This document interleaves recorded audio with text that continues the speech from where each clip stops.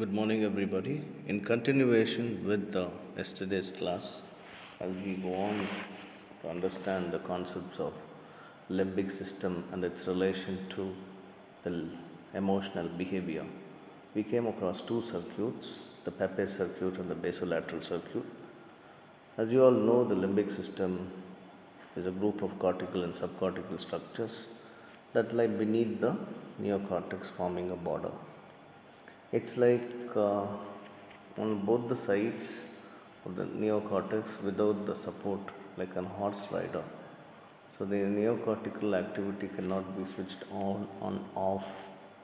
So the emotional responses cannot be controlled. So it's prolonged because of the paucity of connections. So with this in mind, we came across two rings, the inner and outer ring, which was the transitional and the allocortex. The outer was the transitional cortex beneath the cerebral cortex, and the allocortex was the inner ring. In between these two rings, we had the subcortical structures like amygdala, septal nuclei, hypothalamus, and anterior thalamic nuclei. So the most important function of is to control emotional behavior by its influence on hypothalamus. You can see in this circuit how the influence is on hypothalamus. That is, the mammillary body is the part of hypothalamus through the Pepe circuit. So this is a circuit that connects the limbic lobe with the hypothalamus, which regulates emotional behavior. So the main connection was the fornix, which is the main projection of the hippocampus to the uncus and the amygdala to hypothalamus through the mammillary bodies. So this is a circuit which is placed internally within the limbic lobe. The next was the basolateral circuit, which was mainly by the connections of stria terminalis, and finally the hypothalamus, which had the communications with the that is the cerebral cortex through orbito-insulotemporal cortex.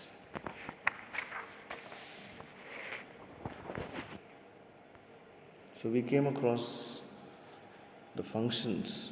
So the functions generally are,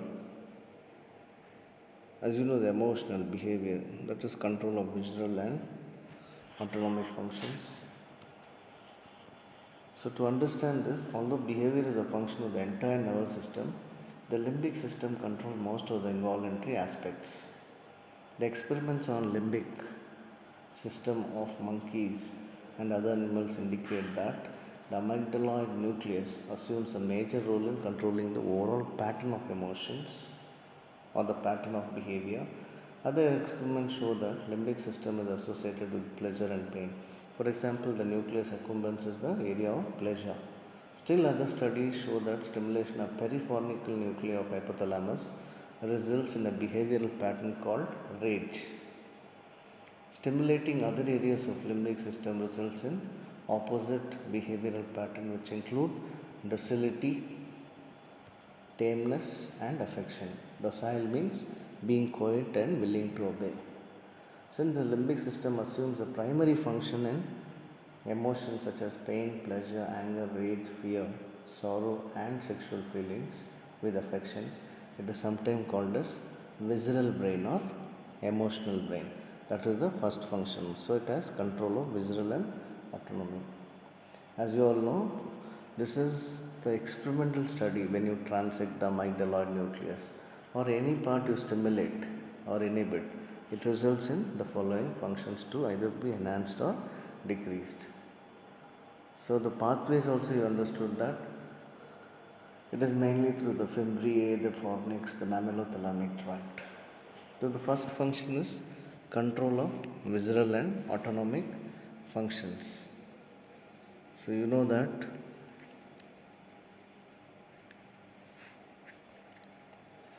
concerned with autonomic functions mainly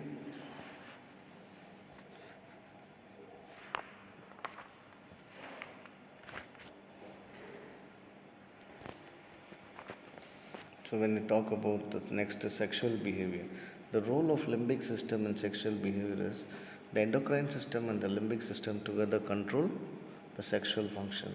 There are two circuits in the limbic system that control sexual function. They are positive feedback mechanism and negative feedback mechanism. The positive feedback mechanism is through hippocampus, hypothalamus, pituitary and gonads. The negative feedback is through the amygdala, hypothalamus, pituitary and gonads. So for normal sexual function, integration of function of all these areas is essential. Damage of these areas results in abnormal sexual behavior. So if I lesion the cingulate gyrus or lateral splenial gyrus, it abolishes maternal behavior. So the next is the emotions. As we go on, will be same.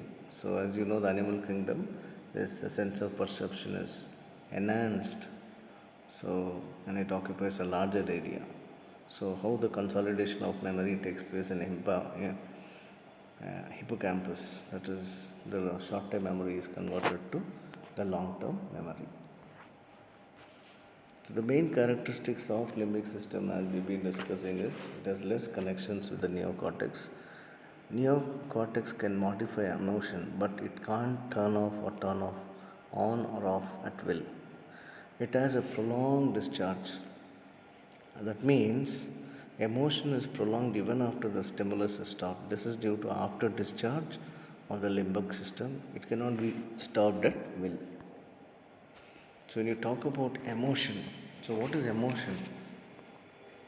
Emotion accompany many of our conscious experience. It is an aroused state involving intense feeling, autonomic activation and related behavior. As we discussed, it has two components, the mental and the physical. The mental had the cognition, which was the cause, the affect, the feeling, and the conation, what is the urge to take action. So the three parts of mental was cognition, affect and conation. And the physical changes were, it consists of changes in viscera and skeletal muscle. These changes are often generalized and it is coordinated by hypothalamus and somatic nervous system. So to understand the genesis of emotion, you can see how the Pepper circuit is described by Paul MacLean, which included parts of hypothalamus, orbitofrontal cortex, septal nuclei, nucleus ambiguus, accumbens and amygdala. So that's how the genesis of emotion. So hypothalamus and limbic system are intimately concerned with emotional expression and with the genesis. So the mechanism in this circuit is the complex pattern of emotional mental state are achieved by Pepper circuit. The orbito-insulo-temporal cingulate gyrus areas of the cerebral cortex in particular are commonly concerned with production of autonomic changes of emotion. These areas mainly project to the hypothalamus and the reticular formation of the brainstem. So how do you find the proof?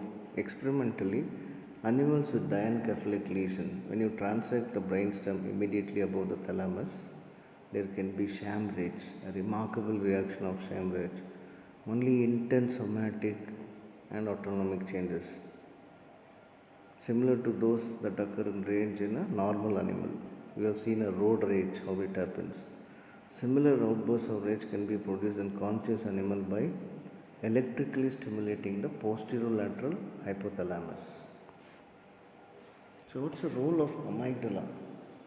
The amygdala recognizes threatening facial expression of other individuals, estimates the danger and evokes fear in the host.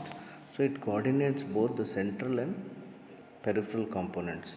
And if there is a lesion in amygdala, we have what is called as Clover-Bucy syndrome and Urbach-Weitz disease. The patient, and it controls fear and anxiety. It mediates both learned and innate emotional responses. It may play a role in pleasure and appetitive behavior.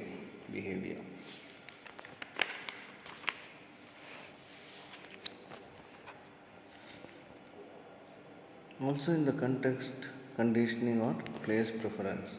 So amygdala has very important role in expression, mainly whether it can predict the dangers.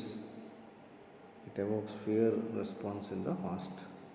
So you can see the varied expression in a human being, smiling, fear, anger, everything is expressed in a single person. And this amygdala mediates both the autonomic expression and cognitive experience of emotion.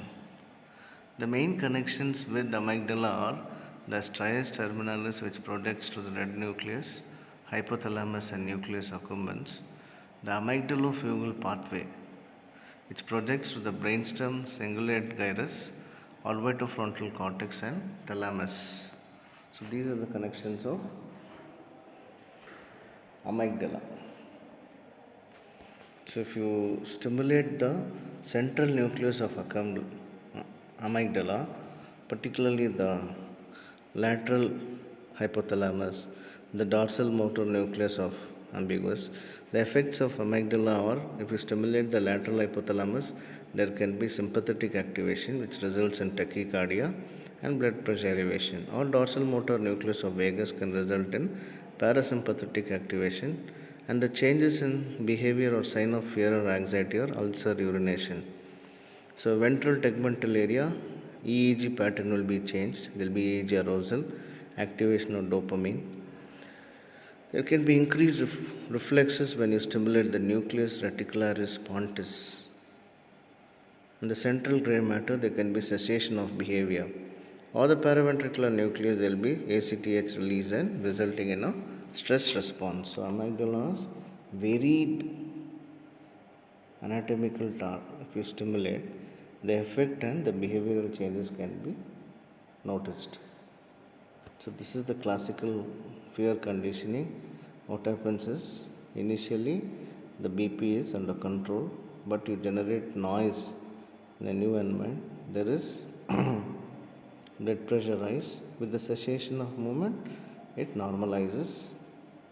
So there is conditioning of, and there can be a blunting response once they get adjusted.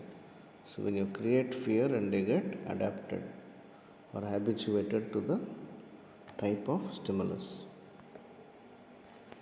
As you all know, the process of learned emotional responses in amygdala is how arousal and plasticity takes place when different behavioral, autonomic, endocrine changes, mainly by the medial geniculate, lateral, how the primary cortex, the auditory cortex, association cortex, and association areas with the cortex can result in connections causing three changes: the behavioral, the autonomic, and endocrine changes. Thereby, an emotional response can be identified. So, when there is a bilateral lesion of the anterior part of the temporal lobe, along with amygdala, that is temporal lobectomy, it leads to a condition called as Clover-Bucy syndrome. Manifestation of Clover-Bucy syndrome are they become hyperphagic, obedient, and they mount on any inappropriate, whether it is male or female. There is hypersexuality, there is omniphagia, fearlessness, and psychic blindness called as visual agnosia, that is loss of ability to recognize and relate significance or meaning of objects on the basis of visual clues. There can be loss of memory. Usually there will be lack of retention of ongoing memories, but past memories can be retained. There is hyperorality, that is marked increase in oral activity. Takes everything into the mouth, both edible and inedible.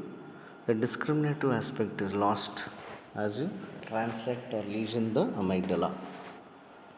There is decreased aggressiveness, impairment of recent memory, and decreased emotionality. And they become docile, reduction of affectional and fear response. Amygdaloid complex is situated in the temporal lobe and the olfactory area which precedes the epileptic attack is due to involvement of temporal lobe of. So that is one more clinical relevance.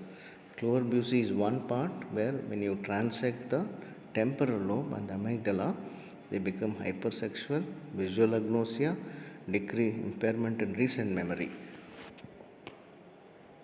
So what's the role of prefrontal lobe? The stimulation of orbitofrontal lobe cortex produces autonomic changes, increase in heart rate, BP, sweating. The lesioning reduces normal aggressiveness and emotional responsiveness. Lesioning of anterior cingulate gyrus reduces chronic intractable pain. So prefrontal lobotomy, there is reduced anxiety and flight of ideas keep coming. They have an enhanced feeling, elated feeling of euphoria. There is loss of social and moral sense. They become restless, loss of attention and concentration, lack of initiative and high self-opinion. They become more radical. So what is fear? Fear is defined as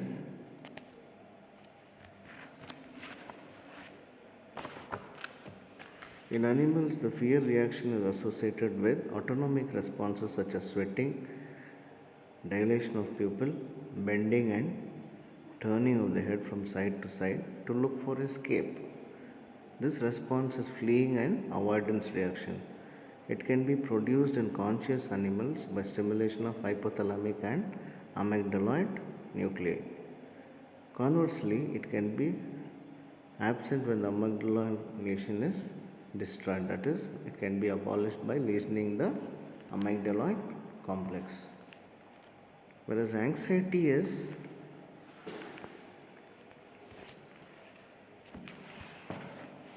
it's a normal emotional response. However, excessive anxiety, so it's normal and appropriate, it can be disabling, so which is considered abnormal. It is mainly associated with increased blood flow to anterior end of temporal lobe. There is anxiety is mediated by alpha 2 GABA A receptors. It is relieved by benzodiazepines which bind to GABA receptor and increase conductance to chloride ions. So what is rage and placidity? So if you observe, rage is an emotional condition where a minor stimulus evokes a violent response. What is it?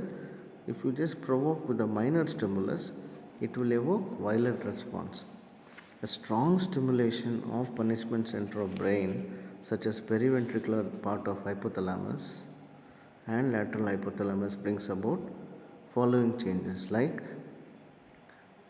hissing, spitting, clawing, growling, piloerection, biting, fight or attacking reaction. To minor stimuli are often injury to cortex, ventromedial and septal nuclei, which can result in sham rage. Placidity is produced by, placidity means what? They become placid means calmness is produced by amygdaloid nucleus, and also the role of hormones. So what is motivation? The motivation is defined as is a set of processes responsible for goal directed behavior, or otherwise motivation is also that which moves the will, or we always motivate the behavior. A desire arising in the mind or that is produced by any external stimulus to do something physical or mental is called motivation. Behavior is motivated by promise of a reward and avoidance of punishment. So either reward them and avoid them by not punishing them. This is explained by self-stimulation technique. As you all know, 35% of the limbic system includes reward area and 5% includes punishment area. Dopamine acts as a transmitter in the reward system. So it refers to a neuronal and physical factors that initiate, sustain and direct behavior. those processes which are responsible for goal directed quality of behavior. Motivational states, here the elementary drive states and more complex physiological regulatory states brought into play by internal physical alterations like hunger, thirst and temperature. So inspiration become aspiration, personal and social aspiration acquired by experience. There are different drive states which can be short term and long term. As you all know, when you have a goal related, the following changes occur, whether it can be corrected or along with that the associated endocrine behavior and autonomic changes and nourishment with external internal stimuli will create a controlled servo mechanism of achieving the goal. As you all know, there is heat loss and heat gain centers. The integration of autonomic, endocrine and skeletal-motor response in the temperature regulation. What about feeding behavior? See, the emotional component of feeding is mainly by limbic cortex. Deprivation of food produces sensation of hunger and thirst, and this is due to impulses originating from hypothalamus. When food and water are taken, the ultimate satisfaction is due to activity of limbic cortex. So this is what is understood from the feeding behavior. It is controlled by two variables, mainly osmolality and vascular volume, and to some extent by the role of hormones, ADH. So sexual behavior already, mating is basic but a complex phenomena. Copulation is a series of coordinated reflexes integrated in brain and spinal cord. It has a behavioral component regulated in limbic system and hypothalamus. It has basic instinct in all mammals. Primates need learning. So in role of sexual behavior, we have role of endocrines. If you remove the gonads, there is reduced sexual activity. Testosterone and estrogen is essential, and decreased sexual drive is libido. Neural control in males is neocortex removes removal inhibits sexual behavior. Lesioning of the piriform cortex intensifies sexual activity. As you all saw in Clover-Bucy syndrome, where hypersexuality in animals when there is amygdaloid lesions, or intrahypothalamic testosterone in castrated rats. The neural control in females are anterior hypothalamic lesion inhibits behavioral heat, estrogen and anterior hypothalamus in overoptimized rats. Effect of sex hormones, it creates a male and female sexual behavior. Maternal behavior mainly is depressed in lesions of cingulate and retrosplenical portions. Maternal and paternal behavior are facilitated by prolactin. So normally the ecological, the hedonic and the anticipatory factors affect the behavior. So we have two parts in motivation and addiction. So we have what is called as a reward center. Behavior is motivated by stimulation of reward center with reduction in unpleasant effect by inhibition. So stimulation of the dopaminergic pathway of the ventral tegmentum to nucleus accumbens, median forebrain bundle, lateral and ventromedial hypothalamus produces pleasurable sensation. Hence it is called a reward or approach system. So reward is mainly these four areas. Whereas the experiment is when the animal which is given the option to self-stimulate the reward center or gets a tasty food by pressing a lever, chooses to stimulate the reward center, then they go for food. Weaker stimuli to these center give a sense of reward. However, stronger stimuli give sense of punishment. So stimulation of lateral part of posterior hypothalamus, entorhinal cortex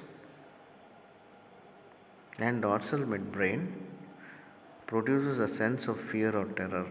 This area is termed as punishment or avoidance. So central area surrounding aqueduct of Sylvius, hypothalamus and thalamus when you stimulate It creates a sensation of fear or terror.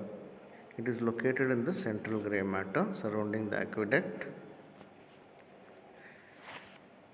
Aqueduct of Sylvius in mesencephalon, extending into the periventricular zone of hypothalamus and thalamus. The other punishment areas are located in amygdala and hippocampus. Punishment centers can inhibit reward center, thus indicate the dominance of punishment over reward and pleasure. So when you self-stimulate, if you get food, it is reward center. The electrolytes are placed in the punishment center, connected to pedal lever and presented to the animal. The animal learns to turn off the stimulus after a few bitter experiences. So this is the technique.